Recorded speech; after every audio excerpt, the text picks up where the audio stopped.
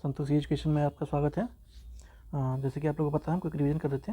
हमने last video में ये कांग्रेस विभाजन तक हमने कर लिया था और हम नेक्स्ट देखेंगे अब। ठीक है, अब क्या आएगा और आज हो सकता है आपका मॉडर्न हिस्ट्री कंप्लीट कर दिया जाए पूरा। ठीक है, तो उसके बाद चलते हैं। अगर आपको पीडीएफ चाहिए तो आप टेलीग्राम ग्रुप से जुड़ सकते हैं, जिसका लिंक आपको डिस्क्रिप्शन में मिल जाएगा। ठीक है, तो शुरू करते हैं। विदेशों में क्रांतिकारी आंदोलन। ठीक है, तो इम्पोर्टेंट है, ये कई कई बार आता है। PYQ में आपने देखा होगा तो मिल जाएगा आपको कई सारे क्वेश्चन इसमें, चाहे UPPCS का हो या BPSC का हो, ये दोनों के लिए रिलेवेंट है। तो श्यामा प्रसाद जो मुखर्जी, श्यामा जी कृष्ण वर्मा ने 1905 में लंदन में भारत में स्वशासन समिति इंडिया होम रूल सोसाइटी की स्थापना किया था।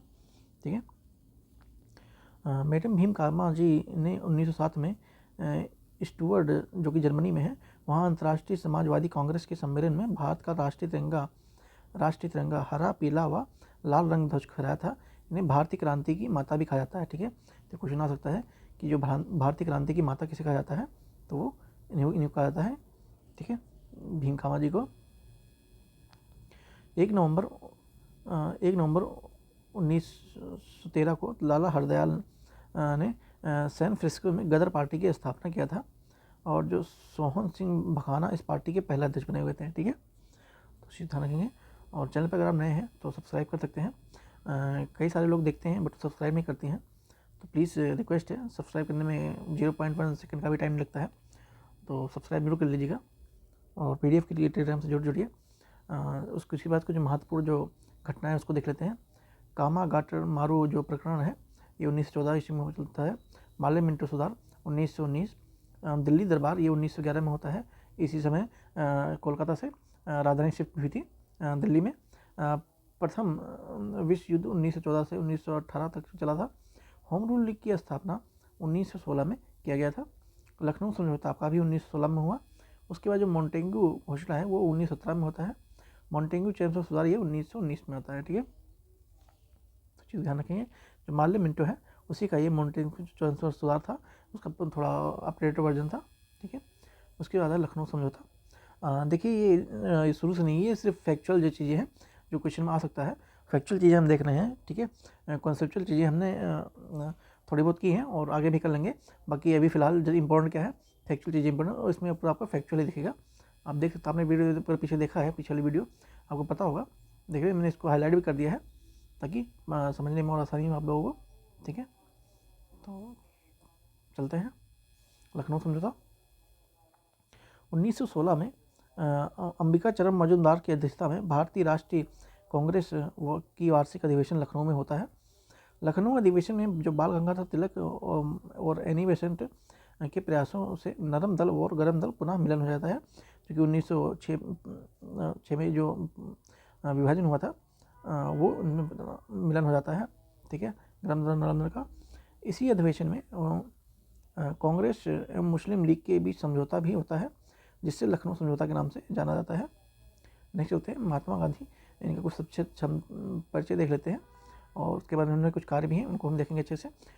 महात्मा गांधी काफ़ी इंपॉर्टेंट पर्सनैलिटी है, स्पेशली BPSC के लिए, और UPPSC में भी क्वेश्चन काफ़ी ज़्यादा आते हैं इनसे। ठीक है, महात्मा गांधी का जन्म 2 अक्टूबर 1869 को होता है, पोरबंदर में होता है। इनके पिता का नाम, ये सब नॉर्मल चीज़ें हैं, बाकी आप लोग जानते होंगे। करमचंद गांधी इनके पिता का नाम था और माता का नाम पुतलीबाई था। इनके पिता पोरबंदर के वकानेर में के राजकोट के दीवान थे हुआ करते थे। 1883 में 13 वर्ष की आयु में गांधी जी का विवाह कस्तूरबा गांधी जी के साथ होता है। गांधी जी ने 1889 से 1891 ईस्वी तक इंग्लैंड में कानून की पढ़ाई किया। उसके बाद उन्होंने 1893 में गुजराती व्यापारी दादा अब्दुल्ला का मुकदमा लड़ने के लिए दक्षिण अफ्रीका के डरबन एक शहर है, वहाँ पर जाते हैं। उसके बाद जो गांधी जी का जो सफ़र होता है वो लगभग 21 वर्ष तक अफ्रीका में रहते हैं और फिर वो 9 जनवरी 1915 को दक्षिण अफ्रीका से बाहर लौटते हैं। गोपाल कृष्ण गोखले गांधी जी के राजनीतिक गुरु माने जाते हैं। इंपॉर्टेंट क्वेश्चन है, ठीक है, पूछा जा चुका है पीछे। गांधी जी ने 1917 में अहमदाबाद में साबरमती नदी के तट पर आश्रम की स्थापना किया, साबरमती आश्रम की स्थापना किया। The story of my exploring with truth, Gandhi ji की ये खुद की आत्मकथा है, ये खुद लिखा था गांधी जी ने।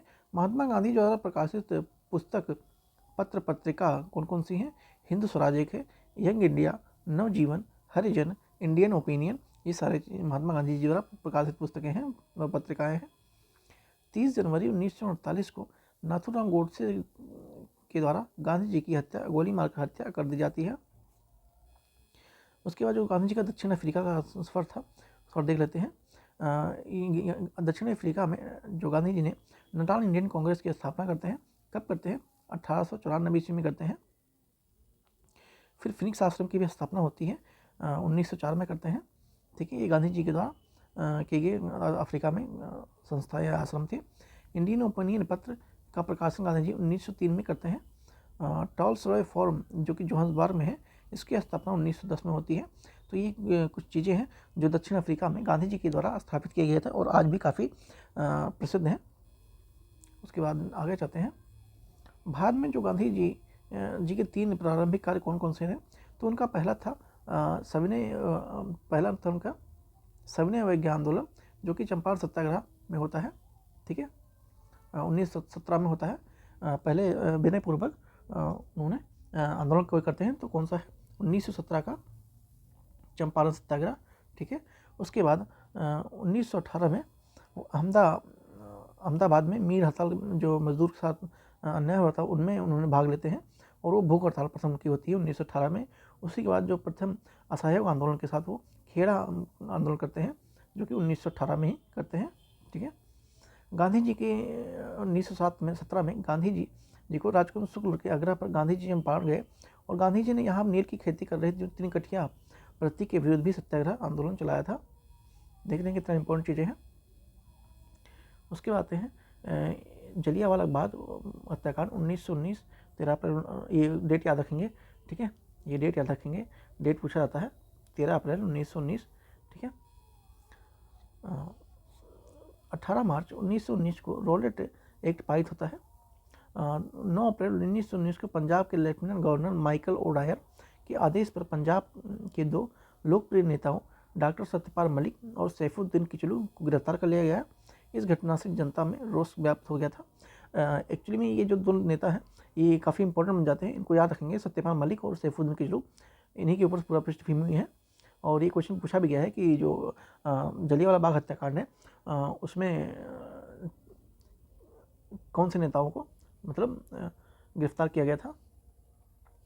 ठीक है, 10 अप्रैल 1919 को अमृतसर शहर का प्रशासन सैन्य अधिकारी ब्रिगेडियर जनरल आर डायर को सौंप दिया गया।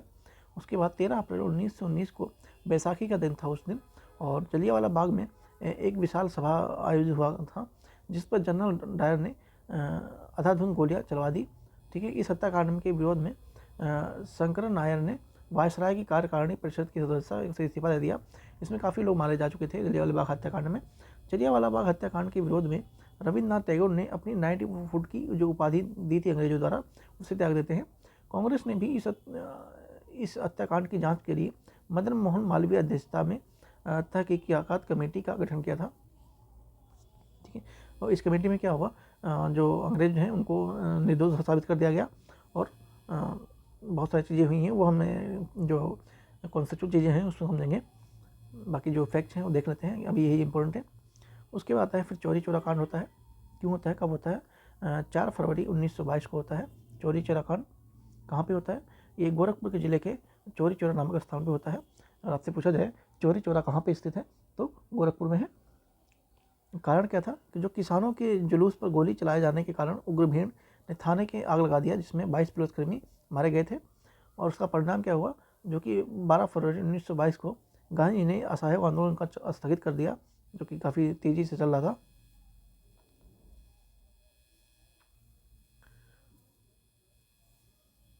उसके बाद देखते हैं असहयोग आंदोलन 1920 से 1922। लाला लाजपत राय की अध्यक्षता में सितंबर 1920 में कांग्रेस का अधिवेशन कलकत्ता में आयोजित किया गया। इस अधिवेशन में स्वराज की प्राप्ति के लिए असहयोग आंदोलन चलाने की स्वीकृति प्रदान कर दी गई थी। महात्मा गांधी ने 1 अगस्त 1920 को असहयोग आंदोलन का प्रारंभ किया। दुर्भाग्य से इसी दिन तिलक का निधन भी हो गया था। ठीक है, तो जिस दिन असहयोग आंदोलन प्रारंभ हुआ उसी दिन तिलक जी का निधन भी हो गया था।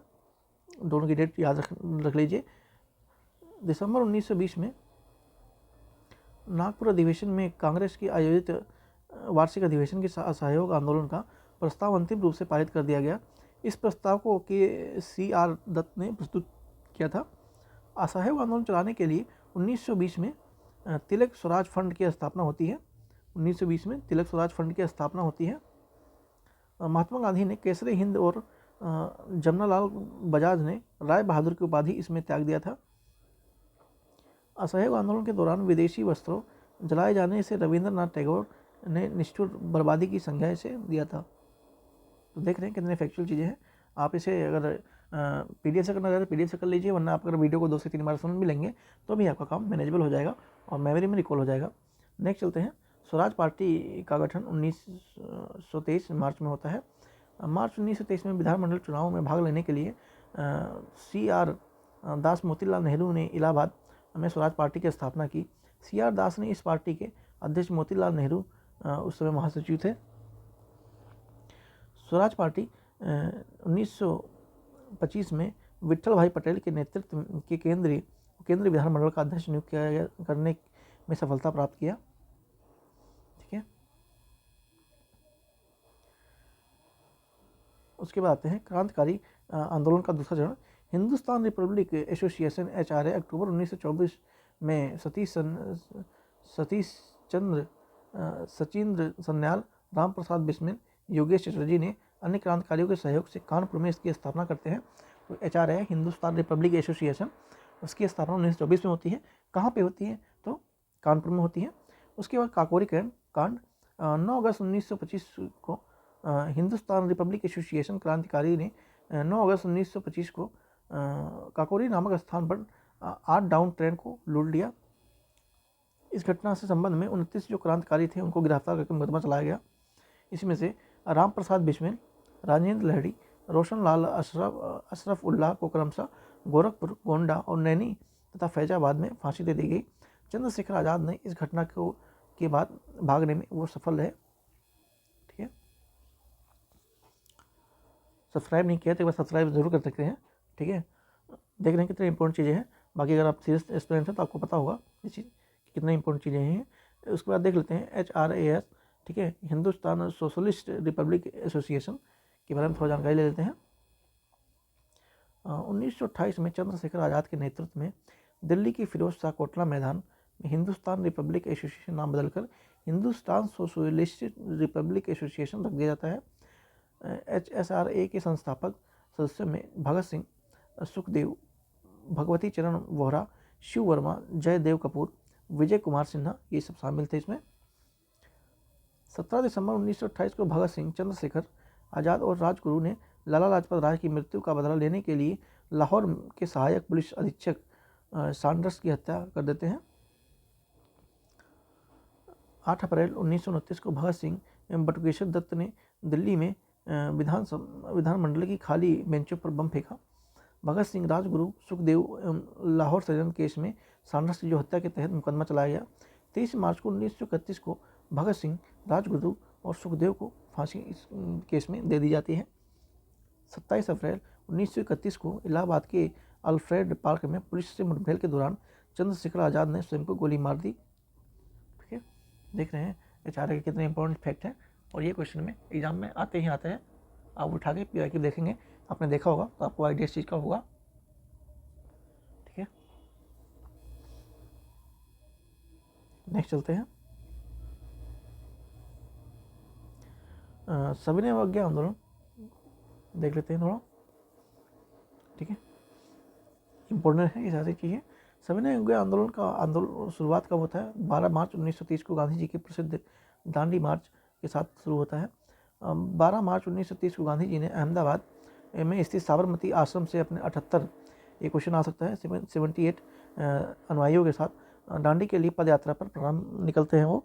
ठीक है, तो कितने अनुयायी थे? 78 अनुयायी थे। उसके बाद 24 दिनों के बाद गांधी जी ने अपने समर्थकों के साथ 5 अप्रैल को दांडी नरसरी पहुंचकर 6 अप्रैल 1930 को समुद्र तट पर नमक बनाकर कानून तोड़ा। ठीक है, ये भी क्वेश्चन BPSC में आ चुका है। आप मुझे अगर सही से याद है तो जो 68 का BPSC था उसमें क्वेश्चन पूछा गया था। ठीक है, गांधी जी ने नमक यात्रा के दौरान कितने दिन की यात्राएं की थी, तो वो 24 दिन की थी। ठीक है, ध्यान रखेंगे चीज़ को। इस यात्रा के दौरान गांधी जी ने कुल 390 किलोमीटर की पदयात्रा तय की थी। हो सकता है अगली बार 390 पूछ लें, ठीक है, कितने किलोमीटर की थी ये पूछ सकता है। अमेरिकी पत्रकार वेब मिलर दांडी मार्च में महात्मा गांधी के साथ थे। तो ये सारे फैक्ट ही इंपॉर्टेंट है, कहीं से भी कोई भी क्वेश्चन आ सकता है, सबके लिए आप प्रिपेयर रहिए। ठीक है, सबके लिए आप प्रिपेयर रहिए। नेक्स्ट चलते हैं। उसके बाद गोलमेज सम्मेलन। प्रथम गोलमेज सम्मेलन नवंबर 1930 से जनवरी 1931 तक चलता है। दूसरा चलता है 7 सितंबर 1931 से 1 दिसंबर 1931 तक चलता है। और जो तीसरा गोलमेज सम्मेलन है वो 17 नवंबर 1932 से लेकर 24 दिसंबर 1932 तक चलता है। प्रथम गोलमेज सम्मेलन के दौरान डॉक्टर भीमराव अम्बेडकर और मुस्लिम प्रतिनिधियों के पृथक निर्वाचन मंडलों की मांग करते हैं। भीमराव अम्बेडकर ने 3 गोलमेज सम्मेलन में शामिल हुए थे। ऐसा क्वेश्चन आ सकता है कि गोलमेज में सम्मेलन होने वाले, तीनों गोलमेज में सम्मेलन होने वाले नेता का नाम क्या है, तो वो BR अम्बेडकर है। कांग्रेस ने सिर्फ द्वितीय गोलमेज सम्मेलन में भाग लिया। द्वितीय गोलमेज सम्मेलन में कांग्रेस एकमात्र प्रतिनिधि के रूप में गांधी जी को 29 अगस्त 1931 को SS राजपूतरा नामक जलपोत से लंदन के लिए रवाना होते हैं। द्वितीय गोलमेज सम्मेलन में सम्मिलित होने वाले प्रमुख व्यक्ति महादेव देसाई, मदन मोहन मालवीय, देवदास गांधी, घनश्याम दास बिरला, मीराबेन, एनी बेसेंट, सरोजिनी नायडू, ये सारे शामिल थे। द्वितीय गोलमेज सम्मेलन में के समय रैमजे मैकडोनाल्ड ब्रिटिश प्रधानमंत्री तथा लॉर्ड वेलिंगटन भारत के वायसराय उस समय हुआ करते थे। उसके बाद आता है सांप्रदायिक निर्णय एवं पूना पैक्ट, देख लेते हैं, ये भी इम्पोर्टेंट है। 16 अगस्त 1932 को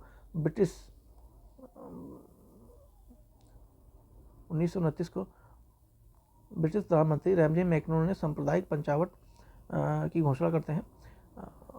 अब दलित वर्ग, एक सेकेंड कलर चेंज कर लेते हैं, दलित वर्ग, अल्पसंख्यक मुसलमान और सिख पहले से ही मानकर हिंदुओं से अलग कर दिया गया था। इस निर्णय के विरोध में गांधी जी ने पूना यरवदा जेल में 20 सितंबर 1932 को आमरण अनशन शुरू करते हैं। उसके बाद 24 सितंबर 1932 को गांधी जी के अनुयायियों द्वारा मदन मोहन मालवीय, डॉक्टर राजेंद्र प्रसाद, CR राजगोपालचारी, अंबेडकर के साथ समझौता किया गया। इस समझौते में वो पूना पैक्ट कहा जाता है। पूना समझौते का मसौदा CR राजगोपालचारी ने तैयार किया था। पूना पैक्ट दलित वर्ग की ओर से डॉक्टर अंबेडकर तथा हिंदुओं की ओर से पंडित मदन मोहन मालवीय ने हस्ताक्षर किए हैं। उसके बाद कुछ और महत्वपूर्ण तथ्य हैं, कई बार देख लेते हैं। 18 अप्रैल 1930 को सूर्य सेन के नेतृत्व में इंडियन रिपब्लिक आर्मी के चटगांव शाखा के चटगांव शस्त्रागार पर धावा बोलकर कब्जा कर लेते हैं। 3 फरवरी 1928 को साइमन कमीशन भारत पहुंचता है। उसके बाद 22 से 24 मार्च 1940 को मुस्लिम लीग का वार्षिक अधिवेशन मोहम्मद अली जिन्ना की अध्यक्षता में लाहौर में हुआ। इस अधिवेशन में पाकिस्तान प्रस्ताव पारित करता है। युद्ध में भारत के सहयोग से प्राप्त करने वाले लॉर्ड लिनथिंगो ने 8 अगस्त 1940 को एक घोषणा की जिसमें अगस्त प्रस्ताव के नाम से जाना गया। अगस्त प्रस्ताव को पूर्णतः स्वीकार करने के पश्चात कांग्रेस द्वारा व्यक्तिगत सत्याग्रह या दिल्ली चलो सत्याग्रह प्रारंभ करने का निर्णय लेते हैं। 17 अक्टूबर 1940 को महात्मा गांधी ने विनोबा भावे को पहले सत्याग्रही के रूप में चुना। दूसरे सत्याग्रही के रूप में जवाहरलाल नेहरू, तीसरे में सरदार वल्लभ भाई पटेल थे। ये क्वेश्चन इंपॉर्टेंट है, ठीक है। तो पहला सत्याग्रही कौन थे? विनोबा भावे थे। दूसरे कौन थे? जवाहरलाल नेहरू थे। और तीसरे पटेल साहब थे, ठीक है। तो ये चीज़ ध्यान रखेंगे। Cripps mission 1942। भारत में बढ़ रहे राजनीतिक गतिरोध को दूर करने के लिए ब्रिटिश प्रधानमंत्री विंस्टन चर्चिल ने मार्च 1942 में एक मिशन भारत भेजते हैं। ब्रिटिश संसद सदस्य मजदूर नेता सर स्टेपस क्रिप्स के नेतृत्व में यह मिशन भेजा गया था, इसलिए इसका नाम क्रिप्स मिशन रखा गया था। तो क्वेश्चन पूछ सकता है किसके उसमें भेजा गया था, तो सर स्टेपस क्रिप्स के नेतृत्व में भेजा गया था। भारत छोड़ो आंदोलन 1942। 7 अगस्त 1942 को मुंबई के एसोसिएशन ग्वालियर टैंक मैदान में अब्दुल कलाम आज़ाद की अध्यक्षता में कांग्रेस की बैठक होती है। इस बैठक में नेहरू ने भारत छोड़ो आंदोलन का प्रस्ताव पेश किया। भारत छोड़ो आंदोलन का आलेख महात्मा गांधी, जवाहरलाल नेहरू, अब्दुल कलाम आज़ाद ने मिलकर तैयार किया था। 8 अगस्त 1942 को भारत छोड़ो आंदोलन प्रस्ताव पारित होता है। इस समय गांधी जी ने नारा दिया, करो या मरो का नारा इस समय देते हैं। 9 अगस्त 1942 को सुबह सरकार के ऑपरेशन जीरो आवर के तहत गांधी जी तथा अन्य शीर्ष नेताओं को गिरफ्तार में कर लिया जाता है।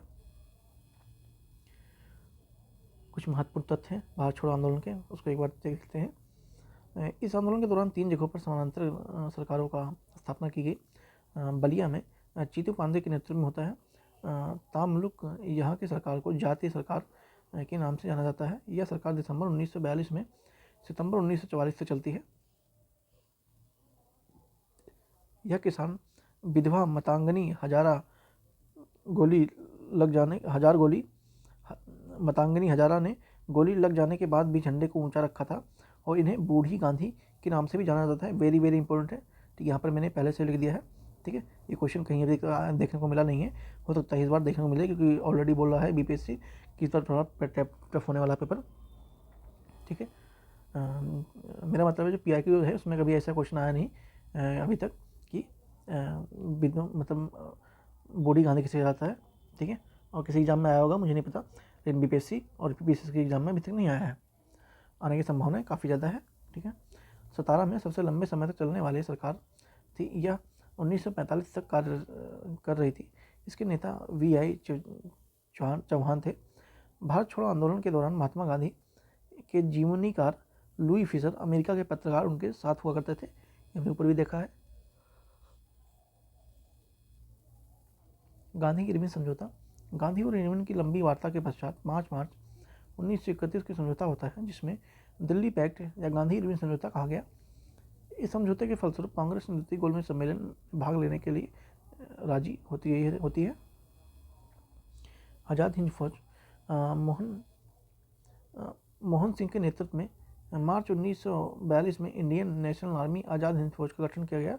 इंडियन नेशनल आर्मी का विचार था कि सूत्र ज्ञानी प्रीतम सिंह व फूजीवारा के नेतृत्व में इसकी पहली डिवीजन औपचारिक गठन 1 सितंबर 1942 को होता है, जिसके प्रथम सेनापति मोहन सिंह को बनाया गया था। आज़ाद हिंद फौज का गठन सिंगापुर द्वीप पर किया गया था। रास बिहारी बोस ने 4 जुलाई 1943 को आज़ाद हिंद फौज का कमान सुभाष चंद्र बोस को सौंप दिया था। उसके बाद सुभाष चंद्र के बारे में कुछ थोड़ा बहुत जान लेते हैं। हालांकि इसे क्वेश्चन कम आते हैं, लेकिन जानना जरूरी है। अगर रहे तो देख लेते हैं। सुभाष चंद्र बोस का जन्म 23 जनवरी 1897 को कटक के उड़ीसा में होता है। 1920 को उन्होंने सिविल सेवा के चौथे प्रयास में लेकिन मन न लगने के कारण उन्होंने इसमें त्याग के पत्र दे दिया। 1920 में सिविल सेवा में चयन होते हैं अपने चौथे प्रयास में, लेकिन उनमें मन न लगने के कारण उन्होंने उसको त्याग पर देते हैं। उसके बाद महात्मा गांधी उनको की प्रेरणा से वो वर्ष 1921 में राष्ट्रीय कांग्रेस में शामिल होते हैं। देशबंधु चित्तरंजन दास इनके राजनीतिक गुरु थे। ठीक है, चित्तरंजन दास किसके, तो सुभाष चंद्र बोस के राजनीतिक गुरु थे। ठीक है, गांधी जी के गोपाल कृष्ण गोखले थे और सुभाष चंद्र बोस के चित्तरंजन दास थे राजनीतिक गुरु। ठीक है, ध्यान रखेंगे। वर्ष 1927 में इंडिपेंडेंस लीग की स्थापना होती है।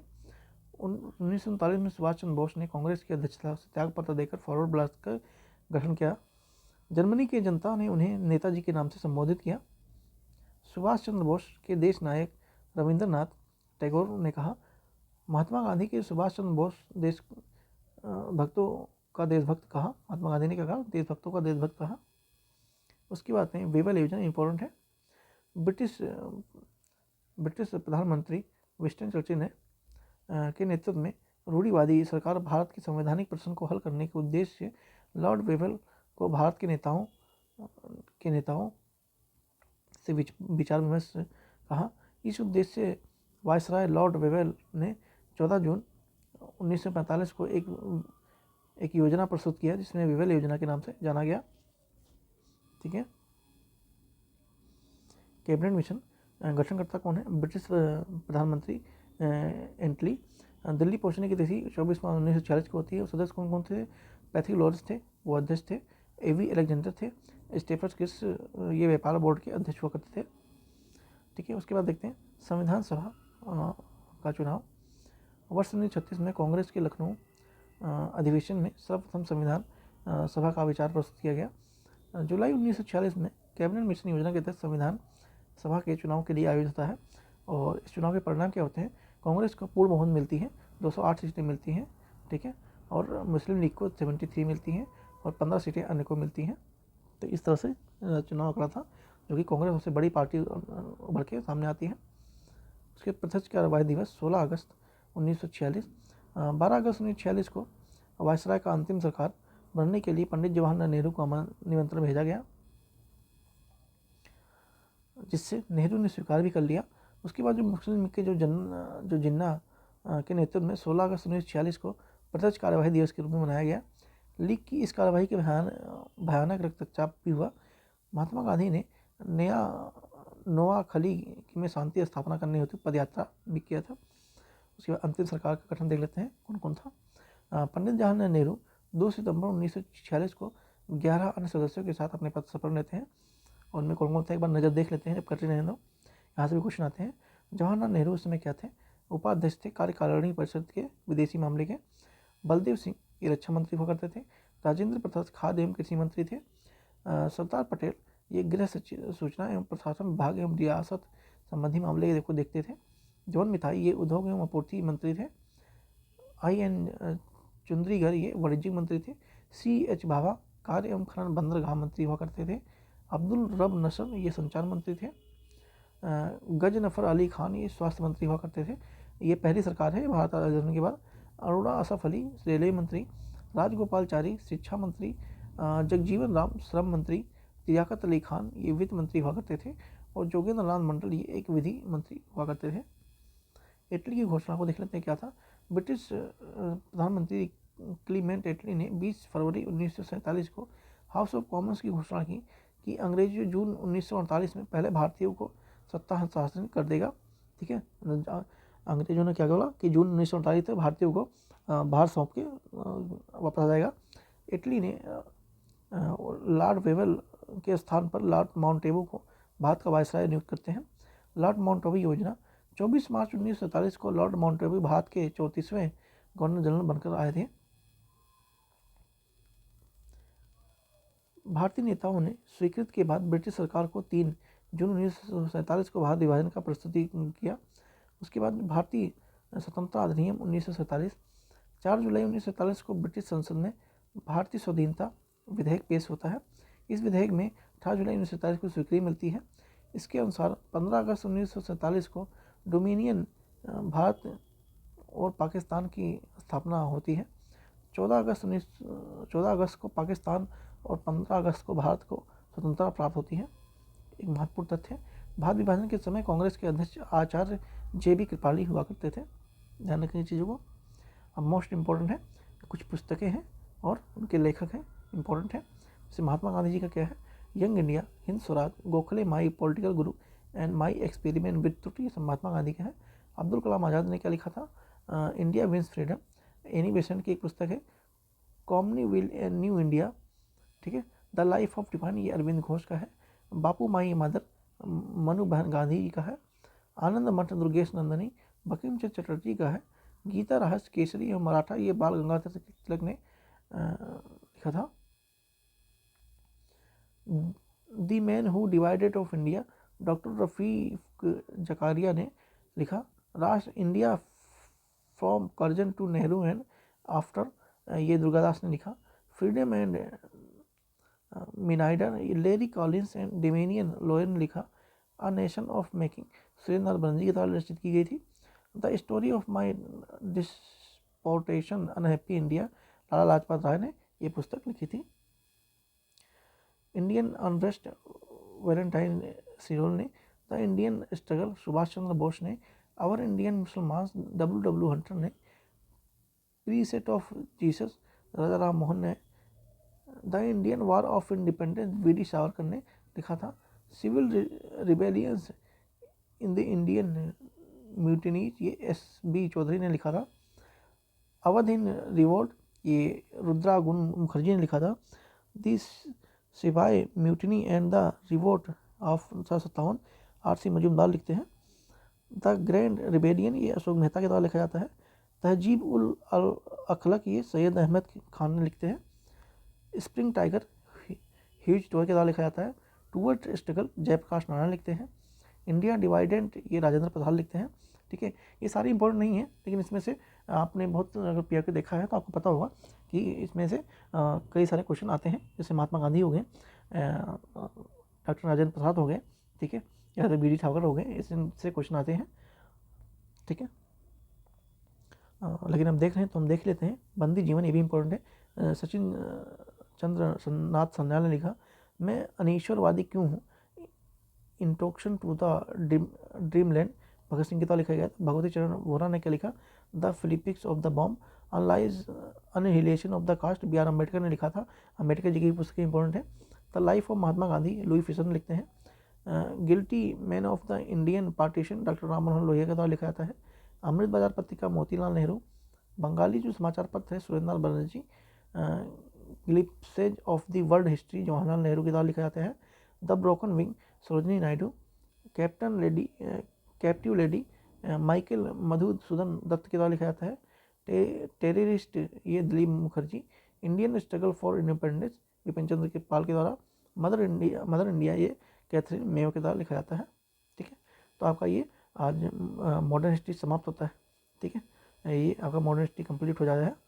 ठीक है, अब आपका ये विश्व इतिहास बचा है, तो ये आपका नेक्स्ट जो वीडियो है उसमें आपको कंप्लीट मिल जाएगा जो वर्ल्ड हिस्ट्री है। ठीक है, वीडियो अच्छी लगी हो तो प्लीज़ सब्सक्राइब जरूर कर लीजिएगा। देख रहे हैं कितने सारे फैक्ट हैं और कितनी इंपॉर्टेंट चीज़ें हैं, तो प्लीज़ सब शेयर एंड सब्सक्राइब जरूर कीजिएगा। पीडीएफ के लिए आप टेलीग्राम पर जुड़ जाइए, वहाँ से आपको पीडीएफ मिल जाएगी। ठीक है दोस्तों, थैंक यू सो मच।